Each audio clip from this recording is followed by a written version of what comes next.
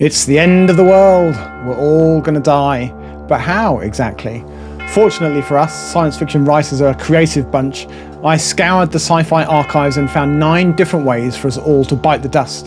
In the next 20 minutes or so, we're going to cover it all, from wildlife run amok to a Cold War favourite, nuclear Armageddon, and we'll pick up more than 40 suitably apocalyptic book recommendations along the way. See if you can keep count. Strap in, I think it's going to be a good one.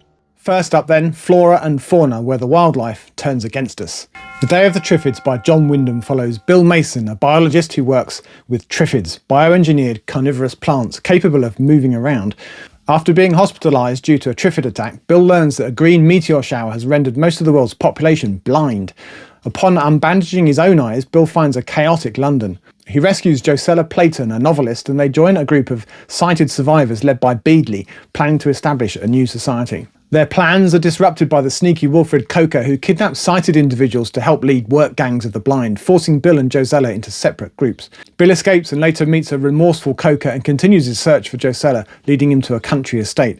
And along the way, he rescues Susan, a young girl, and eventually reunites with Josella. They form a self-sufficient colony in the south of England, but remain threatened by Triffids. Years later, they learn of a successful colony on the Isle of Wight and plan to join. But what about the despotic would-be government? Will Bill and co escape, and can society be rebuilt? Day of the Triffids was one of the very first science fiction books that I read, aged about 10, and the thought of giant killer plants moving about was pretty scary to me at the time. We all love a good thrill, and I think that's part of what appeals to me about the end of the world. In fiction, anyway. The Genocides by Disch chronicles humanity's grim struggle for survival after aliens drop enormous, rapidly spreading plants that outcompete Earth's flora, threatening all terrestrial life. The story begins in a rural community near Lake Superior, led by the harsh and religious Anderson. This group survives by siphoning sap from the alien plants to water their corn. As civilization collapses around them, Anderson's community kill outsiders to protect their resources. When a group of vagrants, pursued by spherical machines that incinerate all human traces, encounters Anderson's community, only 2, Jeremiah and Alice, survive. Jeremiah, a mining engineer, integrates into the community while secretly plotting revenge against Anderson. The harsh winter brings the incinerating machines to Anderson's community, slaughtering most of the residents. The survivors hide in the plant's hollow root system underground, discovering nutritious fruit that sustains them for a while. Anderson's leadership wanes and he appoints Jeremiah as his successor, enraging his brutish son Neil. Neil's inept leadership causes chaos. Jeremiah, initially bent on revenge, falls in love with Anderson's daughter, Blossom. Together they face numerous dire perils, including sabotage, flooding, and the prospect of starvation. By the end of the book, let's just say that things are not looking too promising for humanity. To these 2 post-apocalyptic classics, I would add The Furies by Keith Roberts, in which we get 2 catastrophes for the price of 1, with earth-shattering global earthquakes for starters, followed by a main course of a plague of giant man-eating wasps. I read The Furies earlier this year. It's really good. Another honourable mention should go to The Death of Grass by John Christopher. Grass, you say? Dead? On the plus side, I'll never have to mow the lawn again. And that's all well and good, but wheat, corn, barley, rice, all cereal crops, in fact, are just a variety of grass. The Death of Grass is really a study of how quickly things fall apart and the lengths to which ordinary people might go in order to save themselves and their loved ones. Next, it's Death from Above. Big things falling from the sky that'll make us all dead. Lucifer's Hammer by Masters of Disaster, Larry Niven and Jerry Pournelle, is a thrilling tale of survival and societal collapse following a cataclysmic comet impact. When amateur astronomer Tim Hamner co-discovers a comet, it garners media attention and is named the Hammer. Despite reassurances from scientists that a collision is unlikely, the hammer falls apart and some significant chunks strike the Earth, causing devastating tsunamis, earthquakes and volcanic eruptions. The impact kills billions, destroys cities and initiates a new ice age. Yeah baby, it's the end of the world. As chaos ensues, California Senator Arthur Jellison fortifies his ranch, creating a haven called the Stronghold. Documentary producer Harvey Randall and co-discoverer Hamner find refuge there, while scientist Dan Forrester brings invaluable knowledge. Meanwhile, societal breakdown leads to the rise of violent groups, including an army of cannibals. The New Brotherhood army, driven by the crazed Reverend Harry Armitage, views the Stronghold as their main obstacle. Despite being outnumbered, Jellison's community repels an attack using clever tactics and homemade weapons. When a nearby nuclear power plant becomes the Brotherhood's target, former astronaut Rick Delante persuades the Stronghold to defend it, ensuring the possibility, at least, of rebuilding civilization. Will Jellison's forces triumph? Can they secure the power plant? And can it pave the way for the restoration of civilization? Or will the dark forces of cannibalism and chaos reign forevermore? This is the very stuff of end-of-the-world nightmares. I often read these books and wonder how I would cope in a similar situation, before quickly realising that I'd be one of the billions dead in the opening gambit. Seven Eves by Neil Stephenson, one of my absolute favourite books, is a gripping science fiction epic that begins with the moon's sudden destruction by an unknown force, as the resulting fragments collide and threaten Earth with a catastrophic hard rain of meteorites. Astronomer Doc Harris predicts that the planet will become uninhabitable for thousands of years. The global response is to launch as many people and resources as possible into space, creating a so-called cloud arc around the International Space Station to preserve humanity. Part 1 of Seven Eves focuses on the initial evacuation, where just 1,500 individuals make it into orbit. Part 2 sees the obliteration of human civilization as the hard rain begins. Former US President Julia Bliss-Flaherty manipulates her way into the cloud arc, leading to devastating conflicts and the potential for catastrophic damage to the International Space Station. Amidst these struggles, a dangerous mission is undertaken to retrieve an icy comet, crucial for water and propellant, vital to effect an escape to a higher, safer orbit. In the aftermath of even these struggles, the Cloud Arc and ISS, now called Endurance, face severe challenges, including a brutal battle initiated by a survivor, Aida, which leaves only a handful of survivors, all that remains of the human race. From these women, the Seven Eves of the title will spring the future of humanity. In a love it or hate it move, Stevenson doesn't end the book there. He doubles down and imagines what happens to the Eves and their offspring. Part 3 jumps 5,000 years into the future, where 3 billion people live in a ring of habitats orbiting Earth. By this time, humanity is split into 7 distinct races, each descended from one of the Eves, and efforts to terraform the Earth are underway. A survey team cites what might be the descendants of survivors of the hard rain. How can this be? The revelations that follow open a new chapter in humanity's ongoing quest to reclaim and repopulate their home planet.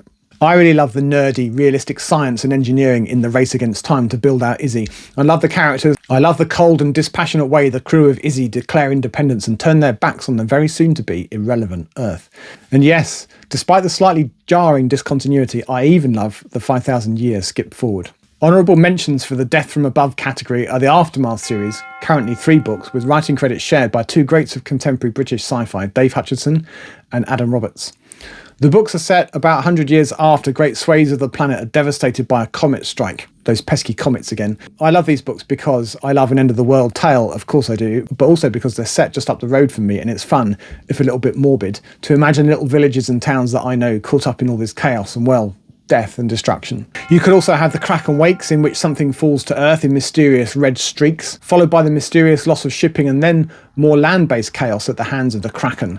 Humanity fights back, but the Kraken have a soggy surprise in store for us. The final third of the book is the story of the main character's struggle for survival in a world dramatically changed by our mysterious aquatic alien friends. Lastly, for this category, I'd add The Forge of God by Greg Bear, in which the world actually does end in a devastating matter-antimatter explosion. But it's not all bad. There is a sequel, Anvil of Stars, so we know that we didn't all get deaded. For category number 3, it's the turn of Pestilence, which has been highly topical in the not too distant past. For a while back there in 2020, I thought we were actually living through some of my favourite books. Station 11 by Emily St. John Mandel is a mesmerising tale of survival, art and interconnected lives before and after a devastating global pandemic. During a Toronto production of King Lear, actor Arthur Leander collapses and dies on stage.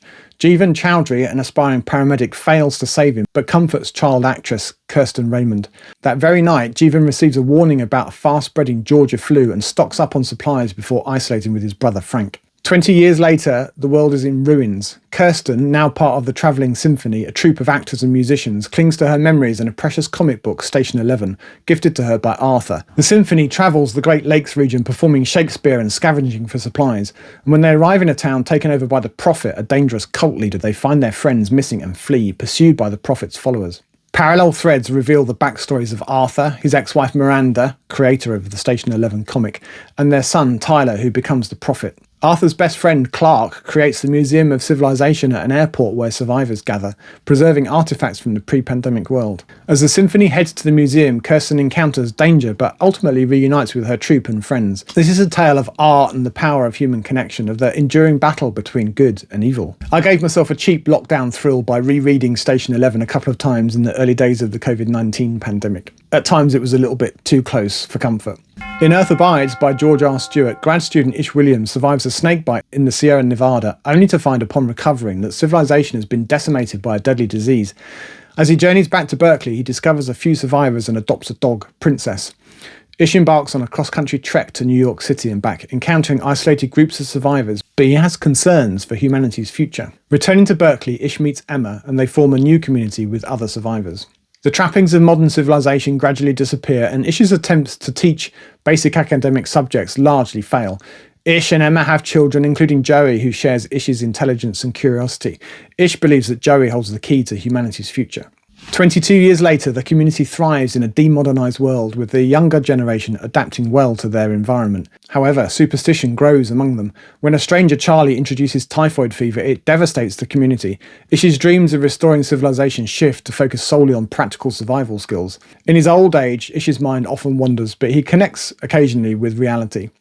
He learns from his great-grandson Jack about new superstitions and survival techniques, such as using bow and arrow over unreliable guns. Ish accepts that the old world is gone and passes his symbolic hammer to Jack, symbolising the continuity of their new way of life. The gradual slide into a simpler way of life in Earth Abides really hit me in the feels when I read it a couple of years ago. I was rooting for Ish and his attempts to preserve some semblance of modern thinking and the science and mathematics that support it, and I found the ending rather poignant, rather sad. There are plenty of other books worthy of consideration in the Pestilence category. I would heartily recommend The Stand by Stephen King, which has an epic, and I mean epic, opening section about the spread of Captain Trips, a deadly flu bug which leaves most people dead, and the survivors trying to survive. Or you could go right back to the 19th century for The Last Man by Mary Shelley, an early post-apocalypse tale involving a deadly plague and the ways that society tries to cope in the aftermath. Or you could have Oryx and Crake by Margaret Atwood, a tale involving genetic manipulation and, yes, a devastating man-made disease that kills most of the population. The Scarlet Death by Jack London, he of Call of the Wild, and Frank Herbert's The White Plague, he of Dune, are also worth a look. Still to come, doomsday scenarios involving the undead and good old-fashioned human stupidity, but next up things get biblical again, this time with flooding. In the appropriately titled Flood by Stephen Baxter, a near-future world faces catastrophic inundation due to deep submarine seismic activity and the release of subterranean water reservoirs. This relentless flood reshapes the planet. The story begins with the rescue of 4 main characters from captivity by Axis Corps. As they deal with the increasingly waterlogged world, they struggle to survive and adapt. The rising sea levels first submerge low-lying regions and then entire cities like London and Sydney, causing global chaos. An American oceanographer discovers that seabed fragmentation is releasing massive amounts of water far beyond the predictions of climate change models. Over the next 3 decades, the characters witness the total transformation of Earth as continents vanish beneath the waves. Amid the chaos, the Axis Corps CEO offers a temporary refuge in the Peruvian Andes, but even this high ground is not safe. Our protagonists join him, but societal collapse and internal conflicts disrupt their sanctuary. And as the waters continue to rise, the survivors turn to Ark 3, a colossal ship designed for the flood's ultimate survival. Ark 3 sails a world of pirate-infested waters and desperate last refuges. By 2048, only the highest mountains remain above the water, and even Mount Everest succumbs eventually. We are now an aquatic species living on rafts and old ships. The survivors recall another Axis Corps project, Ark 1, a starship that launched as Earth drowned, securing a glimmer of hope for humanity's future in space. And if that's Ark 1 and we're sitting on Ark 3, what happened to Ark 2, the survivors wonder? The stage is set for a sequel, Ark, where the fate of humanity unfolds further. A flood is an inundation of water, of H2O, right? Snow is just frozen water crystals, yes? In that case, I think we can count The Snow by Adam Roberts as a flood tale. The Snow is set in a present-day and near-future world devastated by an unprecedented, prolonged snowfall. The snow accumulates to incredible depths, burying the Earth in miles of snow and ice. The protagonist, Tira, a Londoner, initially survives by staying above the snow's surface. As the snow buries the tallest building, she teams up with a London Underground worker. They seek refuge in a high-rise office, subsisting on cached and foraged supplies. After her companion dies from a fall, Tira endures alone until snow miners from the new United States of America rescue her, even taking her to Liberty, a floating city suspended above the snow by hydrogen balloons. In Liberty, Tira enters an arranged marriage with a military man turned politician, the future president of the NUSA. Though she doesn't love him, Tira finds comfort and relative luxury in their relationship. However, an affair with a repentant terrorist lands her in an internment camp deep in the snow, where she finds clues about the origins of the extreme snowfall. The Snow intricately weaves themes of survival, human resilience, and the interplay between natural and potentially extraterrestrial forces, culminating in a profound tale of endurance amidst a frozen apocalypse. To this flood category, you could also add The Drowned World by J.G. Ballard, a cheery tale in which much of the surface of the earth is rendered uninhabitable by rising sea levels. And I could also add The Road to Corley by Richard Cowper, which is set in an England turned to much smaller islands hundreds of years previously by rising sea levels. I read this and the following 2 books in the Dream of Kinship trilogy when I was a teen, and I really must give them a reread. For this next category, man-made, it's all our fault. In Parable of the Sower by Octavia Butler, society in 2024 America has collapsed due to climate change, wealth inequality and corporate greed. The story is told through the journal of Lauren Oya Olomina, a teenager with hyper-empathy, a condition causing her to feel the pain of others. Living in a fragile gated community in California, Lauren witnesses the daily struggle against chaos and violence that lurks outside. Lauren's father, a Baptist pastor, tries to keep the community together with faith and resourcefulness, but Lauren sees the inevitable decline. Secretly, she develops a new belief system called Earthseed, centered on the idea that God is change. She believes that humanity must shape this change to survive and eventually reach other planets. Tragedy strikes when Lauren's rebellious half-brother Keith is killed and her father disappears. In 2027, an attack destroys her community. Lauren, disguised as a man, escapes with 2 other survivors, Harry and Zara. The outside world is a dangerous, lawless place with rampant violence, slavery and poverty. As they travel north, Lauren gathers followers, teaching them Earthseed's principles. She dreams of humankind's destiny in space, preparing them for a future beyond Earth. Lauren forms a relationship with an older doctor, and together they establish the first Earthseed community, Acorn, on his land in Northern California. And through Earthseed, Lauren plants the seeds of hope and survival in a broken world. In John Brunner's The Sheep Look Up, set in a dystopian near future, environmental devastation has reached catastrophic levels due to human negligence. Water is undrinkable without filters, and urban air is so polluted that masks are essential. California's smog blocks out the sun, acid rain destroys clothes, and the oceans are toxic wastelands. With farmland barren from chemicals, food prices soar and diseases run rampant as antibiotic resistance grows. Amidst this chaos, the US government resorts to martial law and violence to maintain control, scapegoating foreign rebels for domestic crises.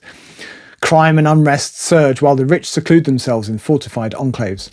The story unfolds over the course of a year, highlighting the intersected lives of diverse characters. As environmental degradation accelerates, terrorist acts and civil unrest grow even more frequent.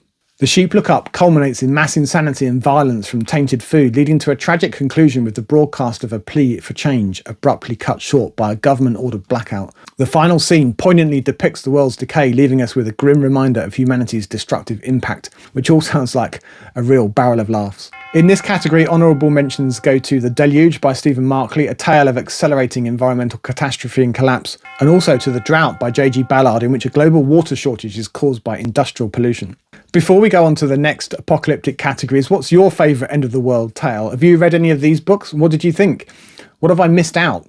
Do you like this subgenre, or does it give you the heebie-jeebies? Do let us know in the comments below. Right, what's next? What would happen to society if it was no longer possible to have children? The next category is population decline. In P.D. James's gripping dystopian novel Children of Men, set in a bleak 2021 Britain, the human race is on the brink of collapse due to universal infertility.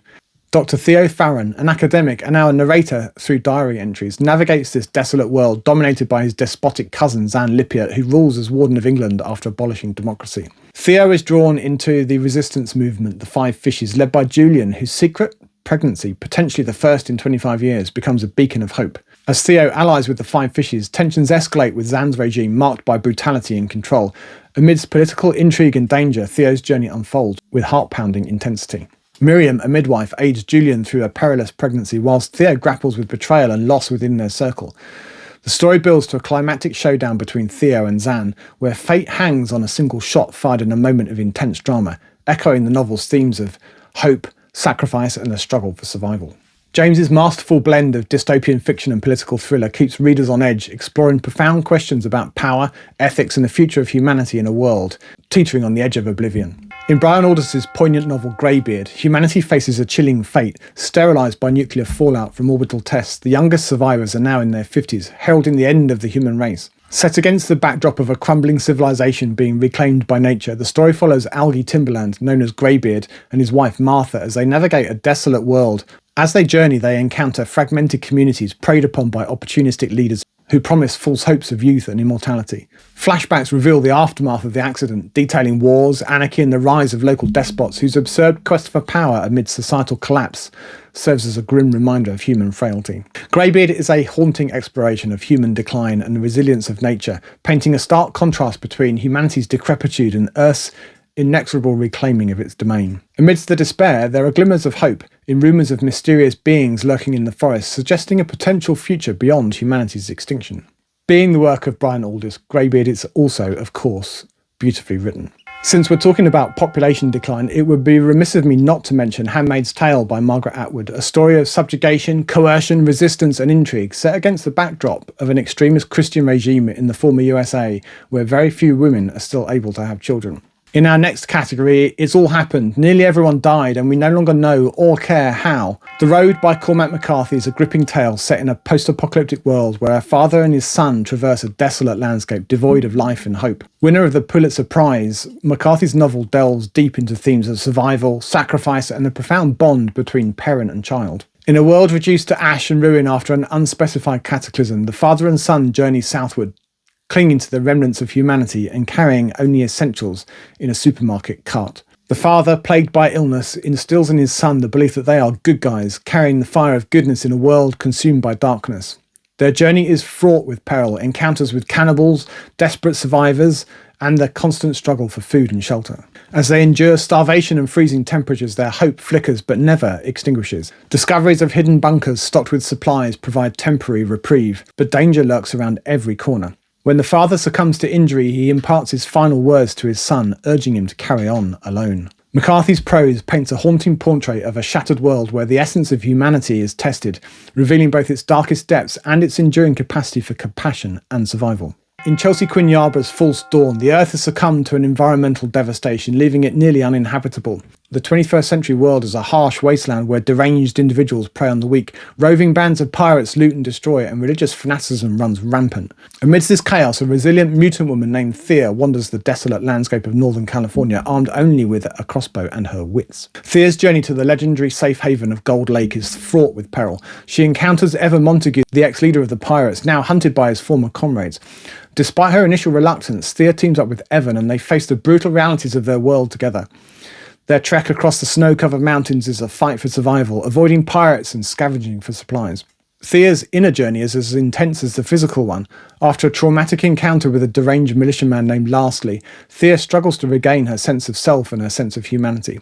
Evan's presence helps her reconnect with her past and slowly heal from her emotional scars. False Dawn offers a grim but compelling vision of a post-apocalyptic world where survival is a daily battle and the hope for a better future is the only thing that keeps them going. The novel's realistic portrayal of environmental collapse and human resilience makes it a poignant read for fans of 1970s post-apocalyptic science fiction. Putting the post in post-apocalyptic, an honourable mention for the We No Longer Know or Care category should go to The Postman by David Brin. Desperate survivor Gordon Krantz dons an old postal uniform to stay warm, accidentally becoming a symbol of hope and civilization in a post-apocalyptic world. As he travels, he unites fragmented communities, combats violent militias, and collaborates with survivors to restore order, embodying resilience in the human spirit's enduring strength. But enough of all that, now it's time to get your garlic and your wooden stakes ready. It's the turn of the undead. In I Am Legend by Richard Matheson, set in a post-apocalyptic 1976 Los Angeles, Robert Neville is alone in a desolate world ravaged by a pandemic. In I Am Legend by Richard Matheson, which is set in a post-apocalyptic Los Angeles, Robert Neville is alone in a desolate world ravaged by a pandemic that transforms people into zombie vampires. As possibly the last uninfected human, Neville barricades himself in nightly, repelling the bloodthirsty hordes with garlic, mirrors and crucifixes. By day, he hunts vampires and scavenges for supply, driven by the need to understand the scientific basis behind the plague. His research reveals that the infection is caused by a strain of bacteria that's sensitive to garlic and to sunlight. Over 3 years of isolation, depression and alcoholism, Neville discovers two types of vampires: conscious living ones with a worsening infection and undead, reanimated corpses. Neville's solitary existence is shattered when he encounters Ruth, a seemingly uninfected woman. They enjoy a brief romantic connection, but is Ruth all she seems? Out of the vampire zombie chaos, there emerges a new society of living infected. Captured and facing execution, Neville accepts his fate, realising that he's become a figure of fear and myth to the new race. He is now the monster in their eyes. In The Passage by Justin Cronin, a covert government experiment called Project Noah aims to create super soldiers using a virus sourced from Bolivian bats. as you do. This virus grants extraordinary abilities but turns their subjects into vampiric creatures. Chaos ensues when the infected escape, spreading the pandemic that decimates humanity. The story begins with the outbreak, focusing on 6-year-old Amy Belafonte, who is exposed to a refined version of the virus. FBI agent Brad Walgast rescues Amy and they hide in a mountain retreat as civilization collapses around them. 93 years later, a California colony struggles to survive against the virals. Amy, who now appears to be a 15-year-old with healing powers, arrives at the colony. Her presence sparks a perilous journey for a group of colonists seeking a military outpost in Colorado. There they uncover the origins of the virus and meet Sister Lacey, who shares Amy's immunity. The group plans to destroy Babcock, a powerful viral, by detonating a nuclear bomb. Despite the success, they face numerous challenges and moral dilemmas, including the potential use of the modified serum to create more super soldiers. The story concludes with the survivors vowing to hunt down the remaining infected, contemplating the future of humanity in a transformed world.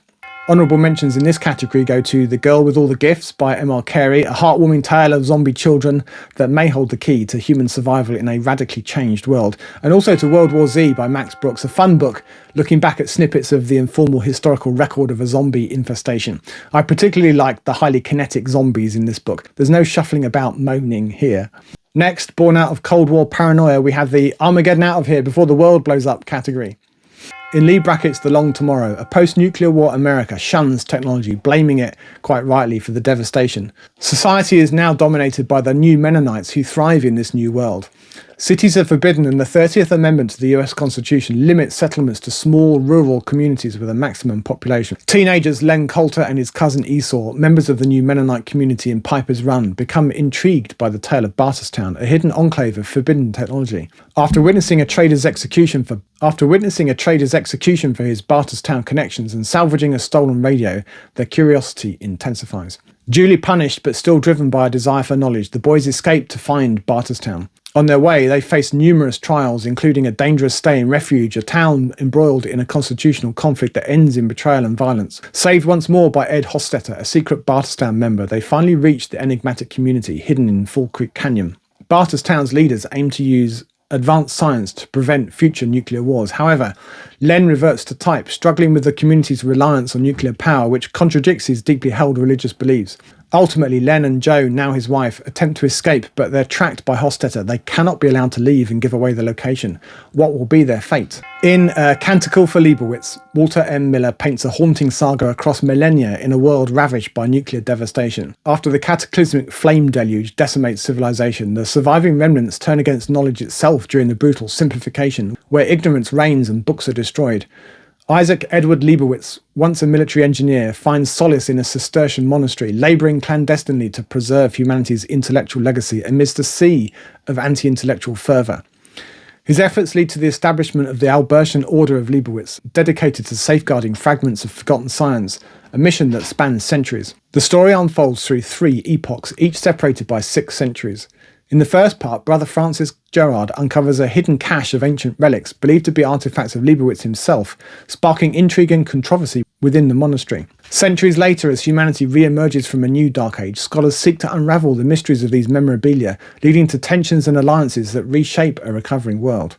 As nuclear tensions escalate once more in the distant future, the Abbey faces its ultimate test, sheltering refugees and grappling with ethical dilemmas amid global chaos. The story climaxes with a poignant encounter with a mutant known as Mrs. Grails amidst the fallout's devastation, hinting at themes of faith, redemption, and the cyclical nature of human folly and resilience. Back in the day, the threat of nuclear Armageddon provided a rich vein of material for science fiction, and the list of honourable mentions is thus pretty long. I would call out Ridley Walker by Russell Hoban, which is set in the far future in the aftermath of a devastating nuclear war, in which language itself was broken down. John Wyndham's Chrysalids tells the story of mutants in a land ravaged generations previously by the tribulation, and this is a great book, for me vying for top of the Wyndham pops with Day of the Triffids. And then you can have Dr. Blood Money by Philip K. Dick, which is peppered with nuclear incidents and devastation, or Ice by Anna Cavan, in which nuclear fallout causes a new ice age where glaciers once more march across the earth.